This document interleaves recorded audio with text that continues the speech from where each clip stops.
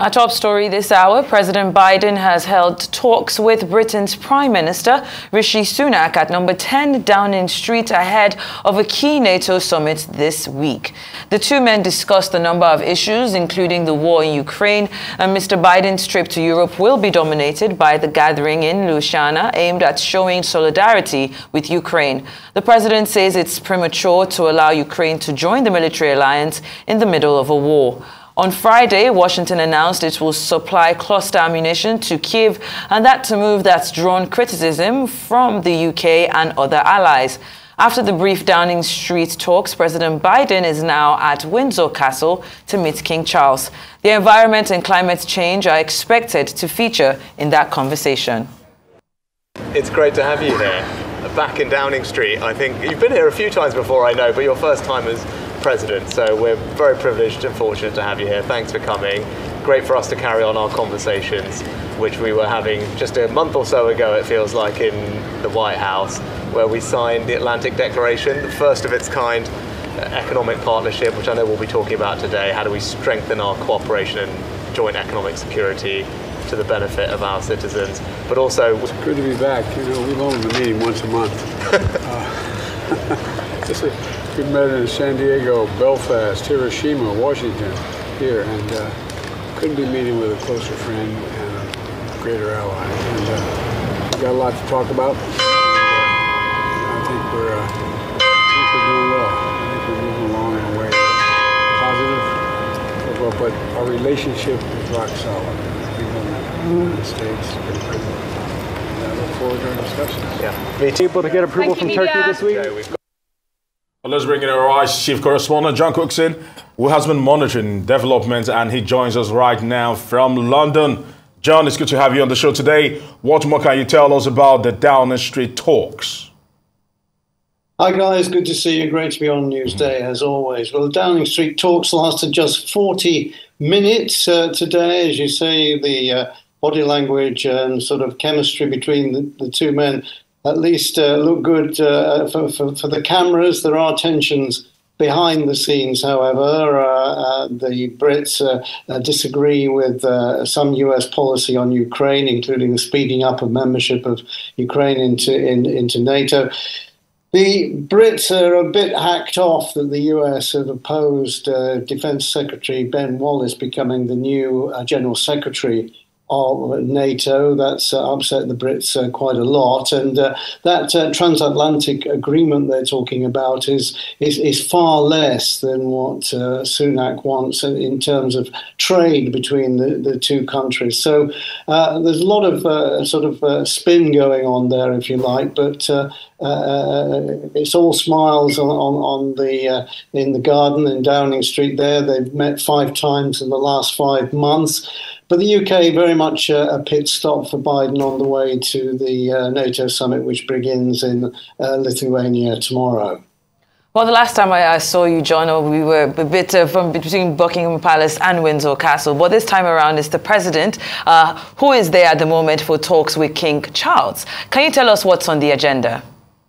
Yes, I've just been watching the arrival at Windsor Castle, Biden getting the full royal treatment, the Welsh Guards on parade there, and he inspected the guards. And you'll see images of that later today here on Arise News.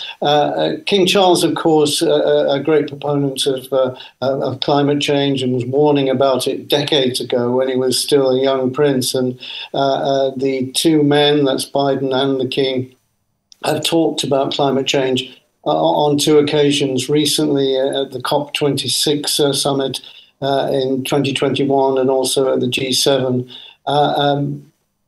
What this meeting really is about is trying to get private investors, philanthropic people throughout the world, for example, Bill Gates, to help in the getting a fund together to assist poorer countries tackle climate change. So that's what this meeting today is all about. It hasn't got underway yet because Biden's only just arrived at Windsor Castle, but I think the atmosphere between Biden and the King will be a very good one. And of course, the American networks I see have been on their breakfast show, been showing Biden with the King, which gives Biden a political boost back home ahead of course, the general election in America in 2024. So all good for both the King and Biden, this and hopefully for the world, this get-together to try to see how they can raise money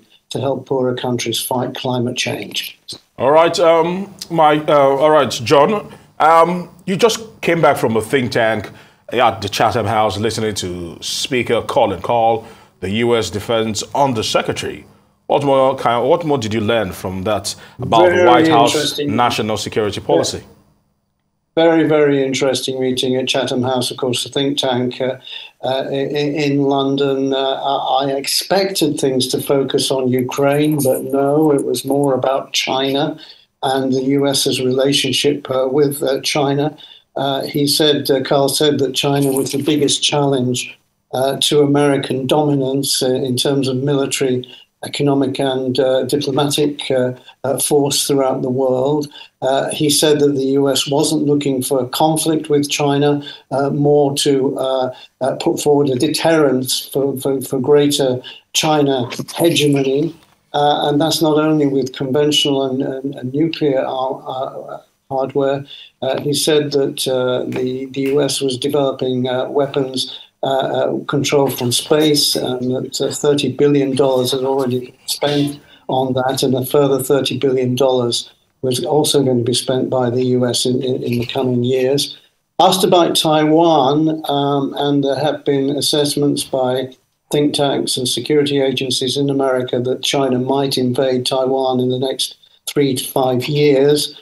Carl said that it wasn't inevitable, but how the US currently saw the situation was that China could be ready to invade, that's militarily ready to invade Taiwan by the end of the decade, and the US had taken note of that and was preparing for that. But again, he stressed that it wasn't inevitable because China will see from what happened to Russia and its invasion of Ukraine that the world suddenly is united in terms of sanctions against Russia, and China, of course, doesn't want to be unplugged from the rest of the world. He was asked about the cluster bombs issue. Cluster bombs were announced, the Pentagon announced that cluster bombs would be sent to Ukraine in the coming months. Cluster bombs are banned in 124 countries throughout the world, but the US is not signatory to that treaty. He said that a lot of thought had been given to the moral question about the dangers to civilians from cluster bombs, because they explode in the air and then spill out these bomblets which don't always go off. And it's easy for a civilian, including children, to pick them up at a later date and, of course, be killed when they explode.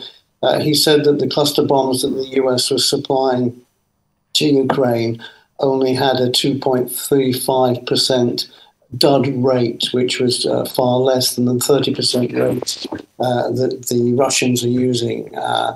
So that was how he justified the US sending cluster bombs for Ukraine. All right, then. Thank you so much, John, our Rise chief correspondent, for being on here.